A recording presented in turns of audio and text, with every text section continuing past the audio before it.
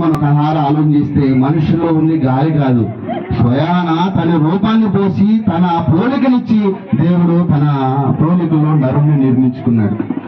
ఈ నరుడు తన పోలికలో తన స్వభావంలో రావాలని దేవుడు కోరుకుంటే అలాగ రాకోకుండా మనిషి తన ఇష్టానుసారమైన జీవితం జీవించుకుంటూ నరకానికి వెళ్ళిపోతున్నారు. అందుకనే ప్రభువైన యేసుక్రీస్తు వారిని భూమి మీదకి పంపించి ప్రతి మనిషిని తను మార్చుకొని తన స్వభావంలోనికి తన పరిశుద్ధతలోకి రావాలని దేవుడు కోరుకున్నాడు. అలా కోరుకొని ప్రభువైన యేసుక్రీస్తు వారిని భూమి మీదకి పంపించాడు. ప్రభువైన యేసుక్రీస్తు వారి రక్తములో కడగబడిన వారం మనం.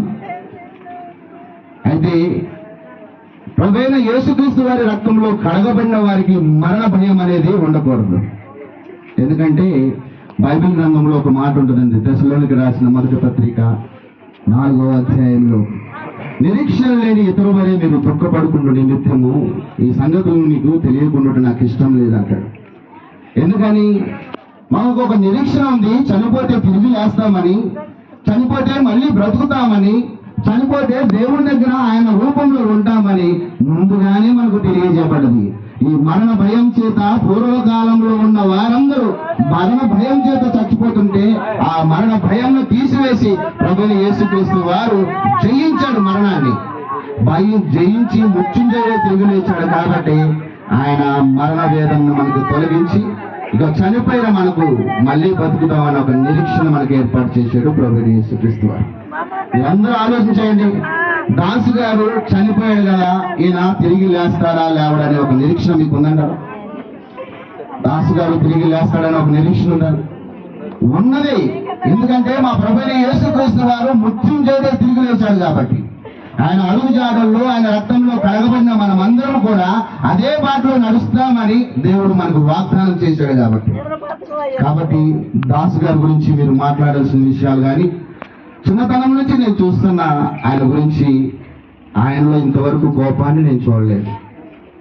ఎవరి మీద కోపడ్డట్టుగా నాకు ఇంతవరకు ఎప్పుడూ కనపడలేదు.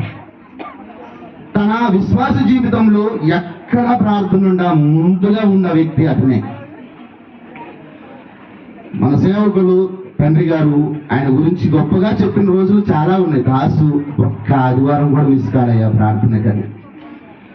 అలాగనే ఆయన చూసిన యవనస్తులైన మనమందరం ఏం నేర్చుకోవాలి? కాల మరణం చనిపోయాడు, అనుకోని రీతిలో చనిపోయాడు అని మనం అనుకుంటున్నాను. కానీ మరణానికి చిన్న పెద్ద తేడా లేదు. మరణం ఈ వయసులో ఉన్నవారే చచ్చిపోవాలని ఇక్కడ రూల్ లేదు. మరణానికి చిన్న పెద్ద తేడా లేదు. కాబట్టి ఈ కలుసున్న ఈ జీవిత కాలంలో కుటుంబ బంధం, స్నేహ బంధం, ఆత్మీయ బంధం, ఇక పనిచేస్తున్న పని బంధం, ఈ బంధాల్లో అందరూ కూరుకుపోయి ఆ మరణం చూడగానే ఎంతో కన్నీటి మయంతో ఉండిపోతున్నాం మనం.